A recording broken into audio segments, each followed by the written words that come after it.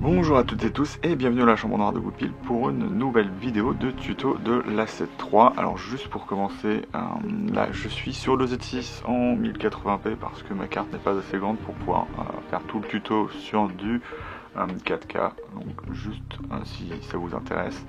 Et donc on va faire ce tuto du Asset 3 sur la vidéo de celui-ci, donc c'est l'occasion de pouvoir rappeler comment personnaliser l'appareil photo et voir où sont les profils d'image, parce que comme c'est un Sony, il y a des choses qui sont un peu particulières comme le placement dans les menus de chaque paramètre dont vous allez avoir besoin.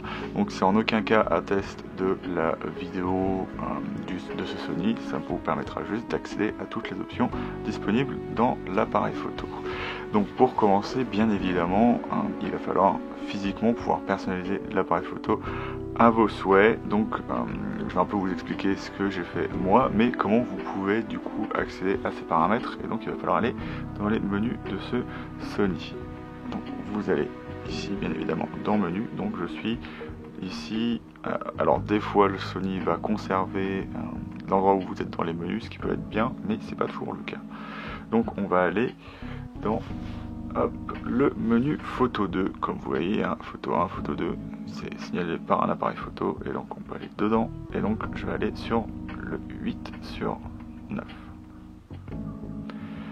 Et là vous êtes dans option personnalisée 1, alors c'est important, donc si vous l'avez déjà fait en photo, c'est quand même important d'y revenir parce que la personnalisation fonctionne selon 3 modes, donc le mode photo, le mode vidéo et le mode de lecture, à savoir que vous pouvez programmer les boutons d'une façon différente pour que ça vous convienne mieux. Donc là on va aller en touche perso vidéo, et l'important d'aller dessus, c'est que si vous regardez ici par exemple, vous allez suivre perso photo.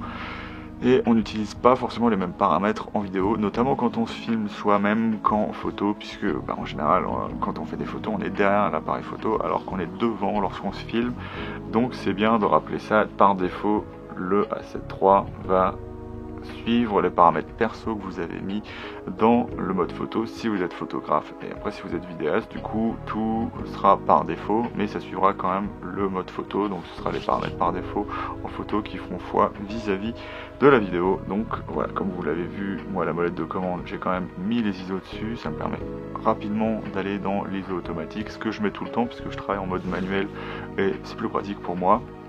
Là je vais avoir bouton personnalisé 1, donc le C1 qui me permettra de passer de 35 mm à super 35 mm. Et après, il faudra que je regarde ce que c'est, mais c'est bouton c'est tous les modes autofocus. Donc ça c'est les modes de zone.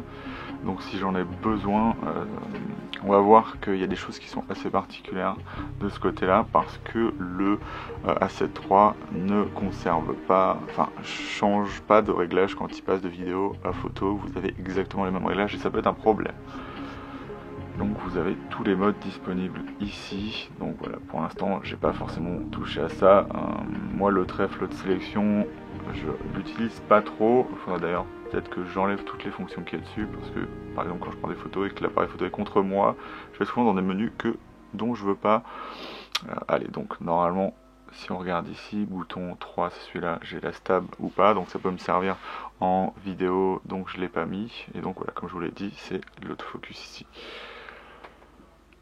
Donc avant d'aller plus loin, ce qui va être particulier, comme je vous l'ai dit, c'est que si vous voulez toujours avoir un mode spécifique, il va falloir programmer une des deux molettes, un des deux modes personnalisés pour pouvoir mettre votre vidéo dessus. Et donc pour aller ici, il va falloir passer ici, aller dans le mode mémoire. Donc à chaque fois, c'est peut-être embêtant, parce que par exemple sur le Z6, le Fujifilm X-T4, vous avez juste un switch à passer et vous passez à vos réglages photo, vidéo. Ce qui est un peu embêtant en plus dans le Asset 3, c'est qu'il a un mode de où il conserve les réglages, mais c'est que dans ces modes photo. Donc par exemple si vous passez de A à manuel, il va conserver les réglages que vous avez en manuel, ce qui semble logique, mais c'est pas logique pour lui en vidéo. Et donc ici ça va vous permettre de mémoriser, moi je mémorise sur 2 tout le temps mes réglages en vidéo. Donc on va juste voir avant de commencer. Donc là je suis en mode vidéo normal. Et donc là il a un paramètre par défaut, je sais pas pourquoi il a fait ça, c'est parce que je suis en mode normalement priorité ouverture. Et moi ce que j'ai fait, c'est que voilà, vous arrivez devant ce menu là, et donc si vous voulez voir comment ça marche, vous pouvez aller voir comment mon vidéo sur le A7 III de la customisation de l'appareil photo, mais basiquement vous avez accès aux deux. En fait vous choisissez entre plusieurs modes que vous avez, hop, ici. Et ce qui est assez embêtant, c'est que j'ai perdu mes modes parce que j'ai changé de carte. Mais ce qui va conserver dans l'appareil photo, c'est le 1 et le 2. Donc si je passe sur 1, j'aurai 1. Donc ça, c'est mon paramètre de photo, par exemple pour faire de la photo d'étoile. Et là, j'ai mes paramètres de vidéo. Donc j'ai le mode manuel, 1/50e de seconde, parce que je travaille à 24 images par seconde, pardon. F1.8 de base. L'autofocus, je l'ai sur tout le capteur. Et je mets AF sur les yeux on, ce qui n'est pas le cas pour moi en photo puisque je le fais via le bouton AEL. Ce qui est bien chez Sony, c'est qu'on peut spécifiquement faire l'autofocus sur les yeux quand on veut. Là j'ai profil standard et là j'ai un profil d'image qui est PP7. On ira voir ce que c'est après, mais du coup, voilà, c'est le seul moyen que j'ai de pouvoir conserver mes réglages. À chaque fois que je change de réglage et que je les garde, c'est ça qui va être embêtant, je vais devoir revenir dans le menu, hop, pardon, et aller dans mémoire, et sélectionner celui que je veux et l'enregistrer dessus. Donc maintenant, à proprement parler, on va pouvoir commencer à parler de la vidéo. Et donc, c'est pas très compliqué, mais il y a certaines choses à voir. Donc, pour aller directement dans le paramètre, on va ici, et donc on est en mode movie. Donc, ce que vous voyez là, c'est que je ne peux pas régler l'exposition manuelle, c'est parce que je suis dans mon mode personnalisé. Et si je change et que je reviens dans le menu, normalement, je devrais pouvoir changer mon paramètre d'exposition. En vidéo, vous ne pouvez que changer vos modes comme ça. En photo, vous avez la molette. D'ailleurs, c'est exactement pareil sur le A7S3, pardon, même s'il est concentré vidéo. Tous les modes sont des modes photo. Et si vous voulez accéder au mode manuel, vitesse, ouverture et programme, il va falloir aller dans le menu. Donc c'est un peu compliqué de ce côté-là. On ne peut pas conserver un réglage. C'est ça le problème de ne pas avoir un switch. Par exemple, sur le Z6, j'ai juste, quand je passe de photo à vidéo, à passer de ouverture, à priorité ouverture à manuel sur la molette, tandis que j'ai juste à passer mon switch en vidéo, ce qui est embêtant, je l'admets. Donc là, on a le mode SNQ, donc c'est slow and quick, donc rapide et lent, et en fait vous y accédez par la molette. Donc encore une fois, il va falloir aller ici. Donc vous avez le mode d'exposition pour le mode SNQ ici, donc c'est lui qui va choisir. Moi je vais remettre sur manuel. Et donc ce qui est bien, c'est que vous pouvez régler séparément les deux, donc le mode normal et le mode SNQ. Donc ce qui va différencier, c'est que quand vous êtes en mode normal, vous allez choisir votre framerate maximal et vous allez faire votre vidéo là-dessus. Et si vous voulez avoir quelque chose de plus lent, c'est vous qui allez vous-même dans votre ordinateur choisir de ralentir la vitesse de la vidéo. Et sinon, avec le SNQ, il va le faire directement suivant le paramètre que vous lui avez demandé. Donc là, on n'a que les paramètres d'exposition, on ne va pas pouvoir choisir ici. Donc, hop, voilà.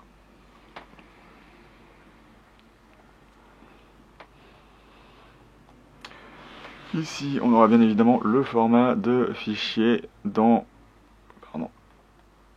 le A7 III, vous en avez 3, vous avez le 4K, donc vous n'avez pas de choix de 4K comme sur le A7S3 où vous allez pouvoir choisir entre le XAVC HS, du H265, enfin plein de trucs différents via ces codecs là. Vous avez juste le XAVC 4K, le XAVC HD et le AVC HD avec cette option là qui est la moins gourmande mais la moins qualitative, donc en général on n'utilisera pas ça. Et là on a le réglage d'enregistrement. Alors ce qui est assez marrant, c'est que il est sur 24p 60 mégabits par seconde habituellement, mais quand il est sur mon mode personnalisé 2, il est sur 24p 100 mégabits par seconde. Ce qu'il faut savoir avec ça, c'est que si vous passez de l'un à l'autre, ça va doubler l'espace qui va vous demander dans la carte, mais normalement ça devrait être un peu plus qualitatif puisque vous avez un peu plus d'informations dedans. Mais si vous voulez faire de la vidéo en 4K par exemple en UHS 1, eh ben, il va falloir privilégier cette option là, le A7 III et comment dire, pas très exigeant là-dessus. Il vous suffira d'avoir une 40 MO par seconde et ça suffit au final. Donc il faudra quand même une classe 10 comme U3, mais vous pouvez prendre ce qui est basiquement vendu de base aujourd'hui, genre les SanDisk argentés ou dorés. Ça suffira amplement si vous voulez juste faire du 24p en 60 images, enfin 60 mégabits pardon. Mais sinon dès que vous passez en 100 mégabits, il faudra passer sur de l'UHS 2, donc ça vous demandera aussi de passer sur la carte 1. Donc moi pour faire la vidéo, je suis sur la carte 1 qui est en dessous, c'est un peu pas logique, et sur la carte 2 j'ai mis photo. Et donc si vous êtes shooter hybride, il faudra changer entre les deux suivant ce que vous appréciez. Et le problème d'avoir UHS 2 et UHS 1, c'est que bien évidemment si vous voulez enregistrer sur les deux cartes, ça va être compliqué, puisque vous serez limité à l'enregistrement, comment dire ça, le plus faible. Donc vous pouvez pas, par exemple, si vous pouviez faire des vidéos sur les deux cartes, donc c'est juste vous pouvez faire une copie, un proxy, voilà. Ce sera un peu compliqué avec le 100 mégabits.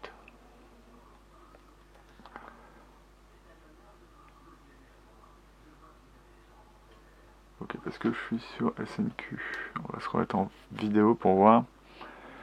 Voilà, enregistrement proxy. Voilà, vous pouvez faire une copie sur l'autre carte. Alors c'est pas une réelle copie, hein, comme c'est un proxy, c'est ça qui est un peu dommage, c'est que vous pouvez récupérer sur la carte 1 de manière assez bizarre, mais vous pouvez pas récupérer directement sur votre ordi via la carte 2. C'est un peu étrange. Réglage ralenti et donc accéléré, vous allez dedans, et là vous avez le réglage d'enregistrement qui est donc 24p avec la vitesse de défilement.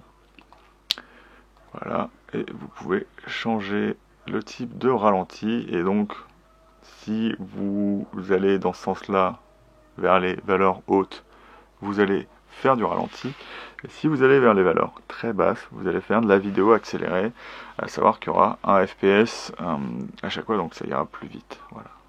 Donc c'est comme ça que ça va se calculer entre les deux. Donc là, basiquement, je suis en réglage pour faire un ralenti 5 fois. Qu'est-ce qu'il va me dire si je me mets en 1 fps? Voilà, il va me dire c'est accéléré 24 fois, ce qui est logique puisque c'est 1 fois 24. Alors que sinon ce serait 120, enfin ce serait divisé, plutôt divisé. Voilà, donc si vous divisez 24 par 1, ça reste 24, donc c'est accéléré jusqu'à arriver à, si vous faites 15 fps, vous êtes pas très, voilà, vous êtes pas très accéléré. Et donc là vous êtes encore accéléré? Ah si, oui, ça, faut passer à 60. Et là, vous êtes un peu ralenti.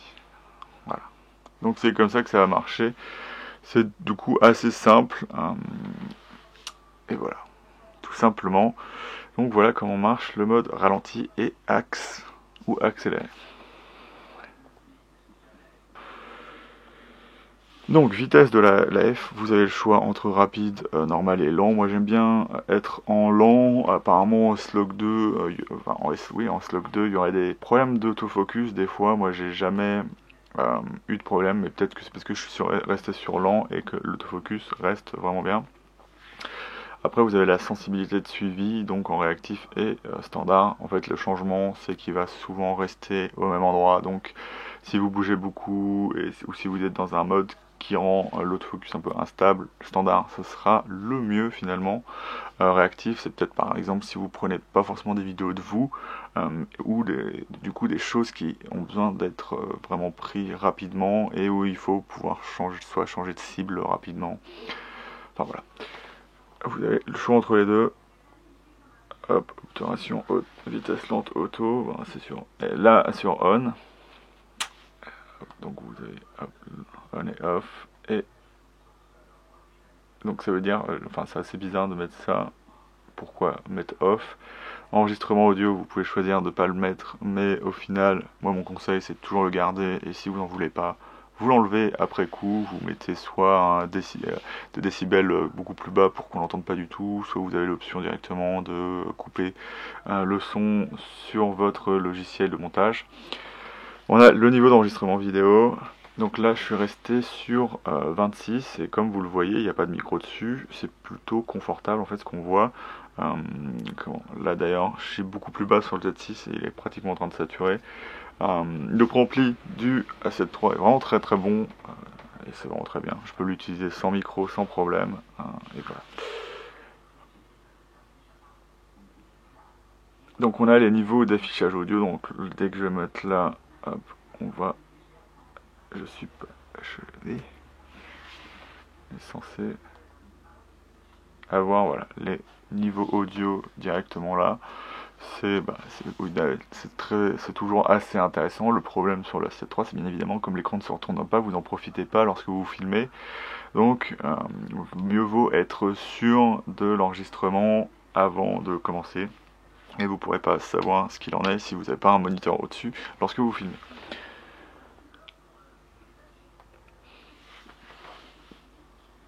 Donc là, c'est pour chrono sortir du direct, voilà. Donc c'est de la synchro. Je saurais pas vous dire exactement à quoi ça correspond parce que moi je n'utilise pas de soit d'enregistreur externe, soit de choses dans le genre. Je crois que c'est ça. C'est pour pouvoir déterminer. Je voudrais pas vous dire de bêtises. Donc là on a réduction du bruit du vent. Moi je le mets jamais parce que ce que ça va faire basiquement c'est baisser le son à partir du moment où il y a du vent. Et donc on vous entendra de toute façon plus. Donc quitte à perdre en qualité, autant que ça reste comment dire ça, audible au final, parce que même s'il y a le vent et que c'est dérangeant, s'il n'y a plus de son, il n'y a plus de son. Donc moi je le laisse sur off, affichage de marqueurs, donc on va afficher des marqueurs. Ce qui est bien c'est que est-ce qu'on va pouvoir hop.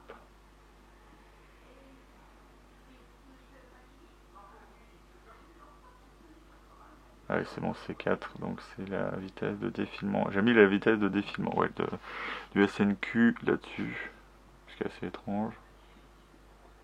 Ok, donc je pourrais pas savoir exactement ce que c'est comme réglage de marqueur. Ah si, c'est ça, attends. On va voir, on va le mettre, voir ce que ça fait.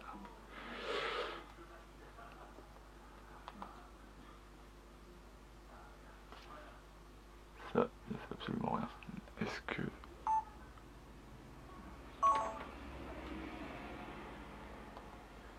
Voilà, on va voir, on va le mettre tout, on va mettre tout sur on. Voilà, c'est ça. Ce qui est assez marrant. Si vous mettez sur, par exemple, 4 tiers, zone de sécurité, on va mettre 80. Hop, image guide. Voilà. Et ce que ça fait, voilà, c'est ça en gros ce que vont faire les marqueurs. Donc on va voir le format, je sais pas pourquoi en 4 tiers il se met comme ça, parce que ça me semble assez chelou. Je vais changer d'aspect de marqueur. Un 6, on va voir ce que ça change. Ouais, c'est la grille qui change. Mais pourquoi j'ai... En fait, j'ai mon affichage au final de Super 35 dedans. Ce qui est un peu perturbant quand on essaie de voir zone de sécurité. Pourquoi? Ah, si je mets pas centre, qu'est-ce que ça fait? Ouais, donc il y a une croix qui s'enlève. Si je mets ça off, image guide off aussi. Donc c'est des choses que... voilà, d'accord, ok. Exactement. Voilà, si je mets ça et que je mets juste l'aspect, là je devrais avoir quelque chose de correct. Voilà. Là, j'ai mon 4 tiers qui est correct. Donc si vous voulez juste avoir votre cadrage en fonction de ce que vous voulez donner, si vous voulez encore aujourd'hui faire du 4 tiers, vous pouvez faire ça. Donc en fait, ça peut. Si vous êtes débutant et que vous savez pas à quoi ça sert, ça va basiquement vous servir.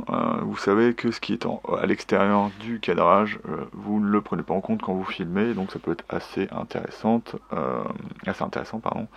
Mais c'est plus au final, je pense, dans des aspects comme ça. On va voir 15 neuvième.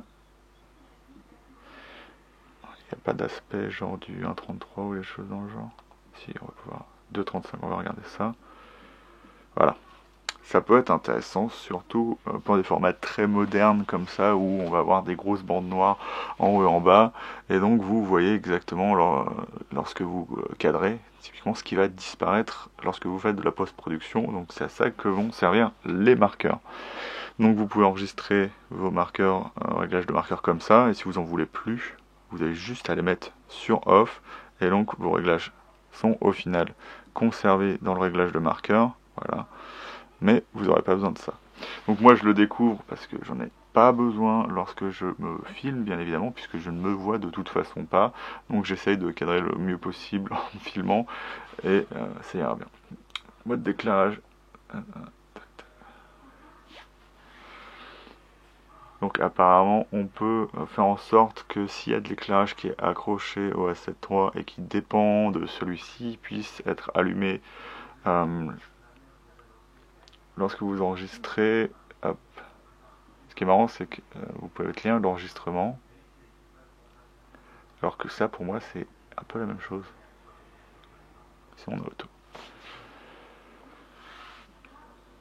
Film avec le déclencheur, bien évidemment, ce que ça fait, c'est activer le déclencheur pour que vous puissiez faire de la vidéo. Si vous ne le savez pas, par défaut, par contre, j'en ai pas parlé de ça, mais si ça vous intéresse de le savoir, c'est que en photo, vous pouvez commencer quand même à faire une vidéo en appuyant sur le bouton enregistreur qui est ici, directement. Si vous préférez du coup là, mettre sur le déclencheur, vous pouvez mettre sur le déclencheur.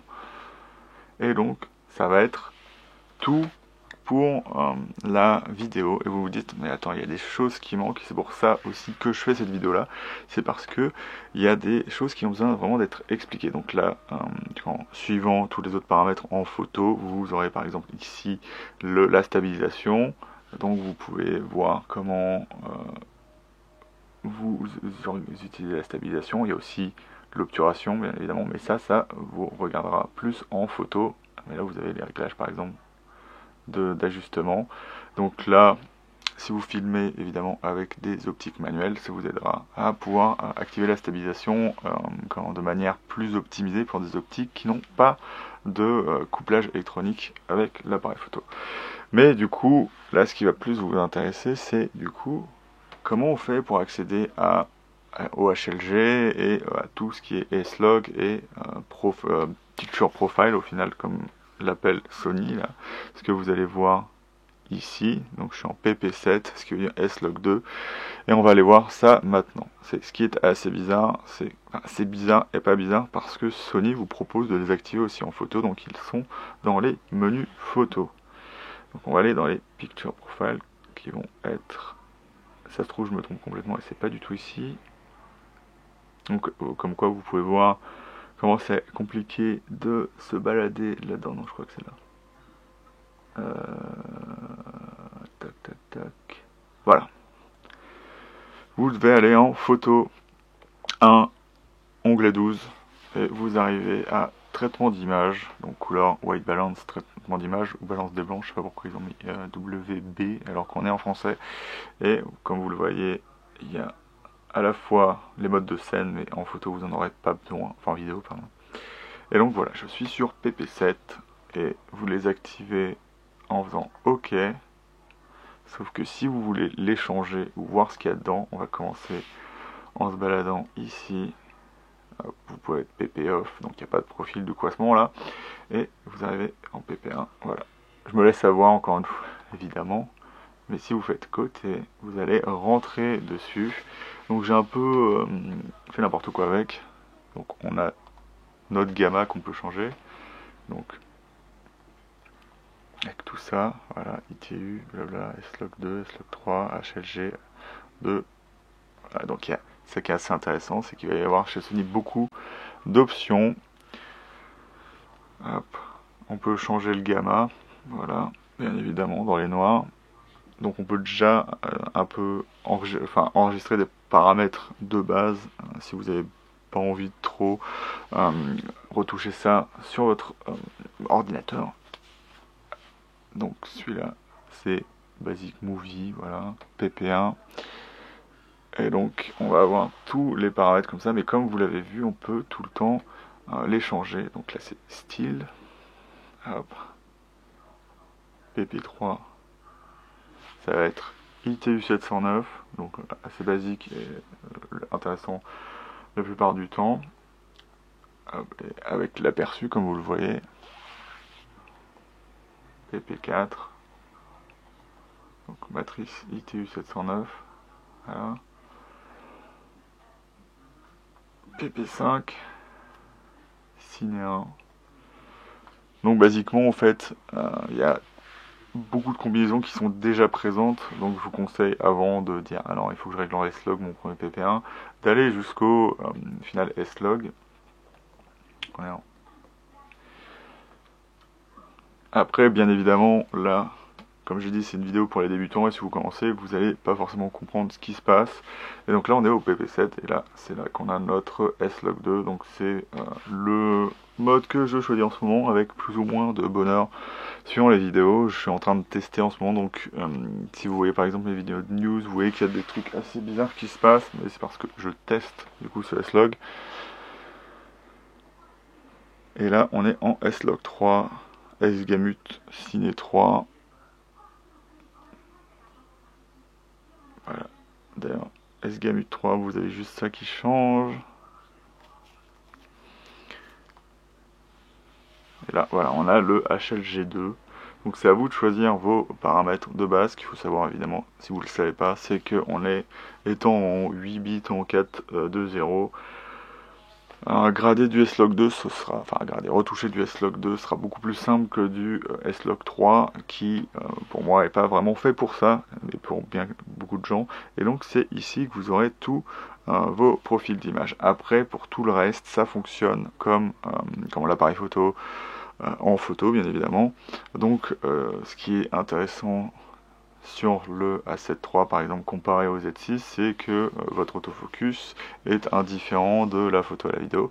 Bien sûr il va s'activer automatiquement en vidéo, mais vous pouvez basiquement laisser tous vos réglages, que ce soit spot flexible, mode large, mode tracking, et comment agir là-dessus via l'autofocus sur les yeux, via le bouton bien évidemment, mais vous pouvez aussi bien évidemment faire comme moi et laisser sur les visages, parce que moi je m'en sers surtout pour faire du vlog. Et je sais pas ce que le Z6 a fait là, il a changé la balance des blancs pour du violet un peu dégueulasse. Voilà du coup ce qu'il vous faudra pour pouvoir régler votre A7 III. Si vous voulez juste savoir comment, je vais en reparler maintenant quand même, si vous voulez juste savoir comment faire en sorte de pouvoir mettre votre carte de la bonne façon pour l'utiliser en vidéo, c'est bien évidemment dans Réglages, et vous allez aller regarder ici, hop, tac tac, si je me souviens où c'est, donc voilà, il y a support d'enregistrement, voilà. Donc moi c'est mon réglage, je n'aime pas faire de la redondance parce que je suis pas pro, et éventuellement si j'avais juste à faire du shooting photo ou vidéo, j'aimerais bien que il y ait de la redondance, mais pas là. Donc en fait je sépare l'enregistrement de mes photos et de mes vidéos, et donc le priorité support d'enregistrement, je l'ai mis sur emplacement 2 parce que ce qui est prioritaire pour l'appareil photo, comme c'est un appareil photo, c'est la photo. Donc ça voudra dire que la vidéo ira sur l'autre emplacement, ce qui n'est pas forcément évident. Et donc voilà, il faudra mettre sur 1 pour bénéficier de l'UHS2. Je le rappelle, le 1 il est ici. Et donc voilà, du coup on voit qu'emplacement 1 il y a vidéo et emplacement 2 il y a photo. J'ai la commutation auto du support, j'ai mis non. Je sais pas comment ça marche chez Sony. Je pouvais pas choisir sur l'XT4. En fait le problème que ça faisait, c'est que automatiquement du coup. Par exemple en photo si je dépassais ou en vidéo si je dépassais, la vidéo prenait le pas sur la photo et en fait ça s'enregistrait sur les deux mêmes emplacements. Ici c'est pas possible, donc ce qui est plutôt intéressant au final, mais je préfère mieux le mettre sur off et après si je sais que je vais dépasser je le mettrai sur on. Donc voilà à peu près comment vous allez pouvoir enregistrer sur l'Asset 3 le fait de pouvoir prioriser la vidéo ou la photo, ce qui peut être vraiment bien évidemment intéressant pour vous si vous faites plutôt l'un ou plutôt l'autre, ou si vous faites que de la vidéo ou que de la photo, mais quand en vidéo c'est plus vous les vidéastes qui seront intéressés par ça. Et donc je vais m'arrêter là, donc je vais juste faire un récapitulatif de ce qu'on peut vous régler dans le Asset 3 quand il faut le faire. Donc vous pouvez régler physiquement tous vos boostons personnalisés, à savoir que je ne suis pas rentré dans les détails, mais il y a une vidéo sur la personnalisation qui est faite pour ça, mais vous pouvez basiquement régler tous les boutons de l'appareil photo pour que ça convienne à votre utilisation, à la fois en photo et en vidéo. Mais par défaut du coup ce sera les mêmes paramètres que la photo, donc si vous êtes photographe hybride il faudra bien faire attention à ce que vous mettez en vidéo si vous voulez pas la même chose. Si vous êtes juste vidéaste, vous allez aller d'abord régler vos boutons, après faire en sorte de mettre sur un des custom modes votre mode favori ou même sur les deux suivant ce que vous voulez. Et après, aller trouver, après avoir réglé toutes les options vidéo, le Picture Profile qui est dans Photo, je le rappelle, en onglet 12/14, si je me souviens bien, dans le Photo 1, ici, non, pas ici, ici. Ce qui est un peu embêtant, c'est que je peux pas directement aller dans l'autre sens.